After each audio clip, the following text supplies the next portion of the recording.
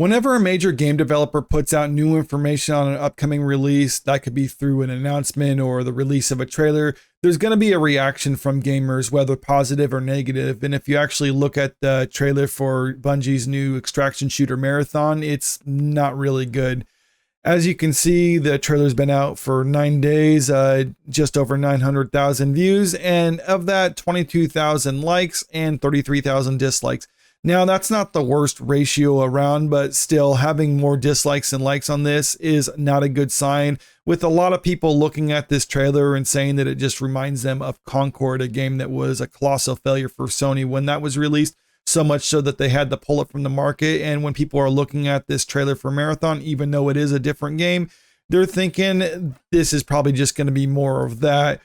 Comparing Marathon to 2024's biggest FPS failure is already a waste of time. And that's because this is coming from Screen Rant, because a lot of people in the media have been trying to defend this decision and basically saying like, oh, it's not going to be like Concord. This is going to be a different thing entirely. Concord was a hero shooter. This is an extraction shooter, even though they have similar styles. They're both put out by Sony and they have kind of a similar feel to it. It's completely different. There's even a developer out there who worked previously on Concord who is actually trying to defend this. And I think there is some points I would actually be willing to grant in this end, but I think gamers are not wrong by thinking like this is probably just going to be like Concord, and I'll get more on that in a moment. But first, let's look at what this developer said. Please don't punish others for our mistakes. Concord dev thinks Marathon deserves a chance. Okay, and I will be willing to grant that to an extent. Yes, you should always give something a chance, even like the whole don't judge a book by its cover. There's many games, movies, TV shows out there that I might have initially thought that doesn't look good, and I checked it out and I was like, okay, yeah, I actually enjoyed that. Maybe this is one of those things and the trailer for it just did not do it justice. That's a possibility, but I don't think gamers owe Bungie the benefit of the doubt. I don't think they actually owe any developer the benefit of the doubt. I think it's up to the developer to try to win the audience over, and if they can't do that, well, then that's kind of on them. Bungie's recent Marathon stream, where it showed early footage of the first-person extraction shooter, sparked skepticism on social media and Reddit, prompting some people to predict it will suffer the same fate as Concord, the hero shooter that Sony took offline less than a month after its release. In response, a former Concord developer made a post on the Marathon subreddit asking people to give it a chance. Concord failed to inspire players, and the message was heard loud and clear. The developer wrote using a Reddit account under the name Mr. Spug.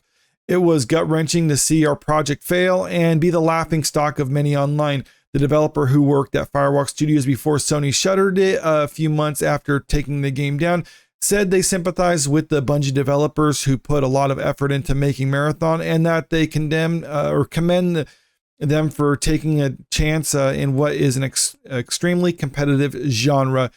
Now, first of all, I don't like it when they try to say like, oh, people worked really hard on this. It's like, well, so what? If they're working hard, but it's not like work that's well done or anything like that, then what does that matter to me as a consumer? It's like, if like I could work hard by going outside, digging a hole and then filling it back in, that doesn't mean what I did was worthwhile. If people worked hard on something, but they weren't actually good at what they were doing, or they were misallocating their effort, then it's probably going to end up with a bad result. So I don't like the whole idea like, oh, they worked hard, so you should give them a chance. Like, no, they have to earn your business as a gamer, because there's only so many games that people can play, and people only have so much money to go around.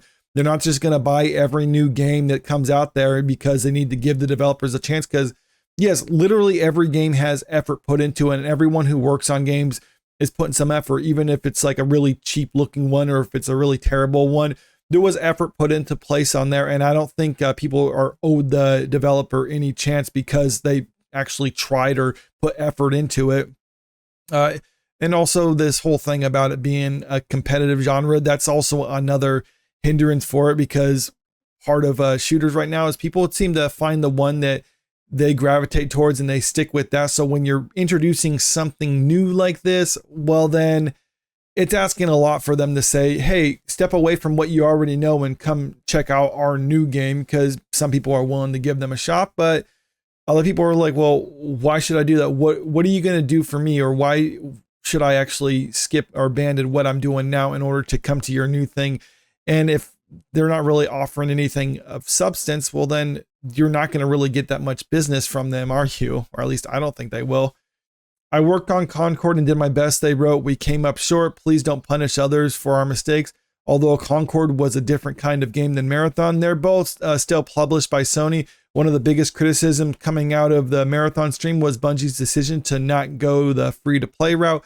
Like Concord, Marathon will be cheaper than most new games. Bungie specifically said that you can expect to pay less than a full price title, which might put it somewhere around $40 when it comes out in September. Having a price at all, however, has people wondering if it'll end up like Concord.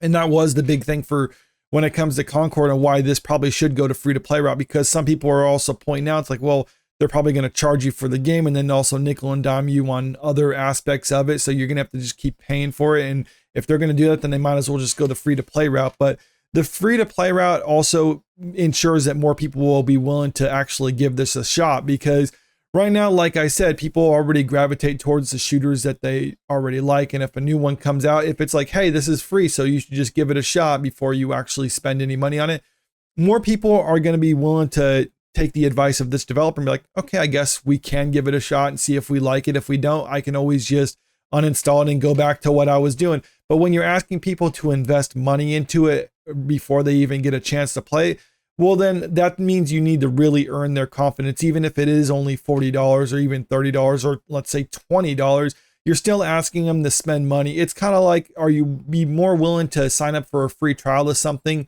when you just have to create an account?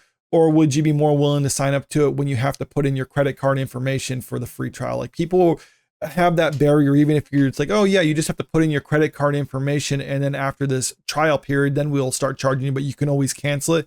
Less people are going to be inclined to do that, even though some people are going to be willing to give that a shot. That's kind of what I'm getting at when it comes to this. When you're charging, even if it's a little, you're still saying like, pay us money and then you can give it a shot. And if you don't like it, well, then you're still out of your money.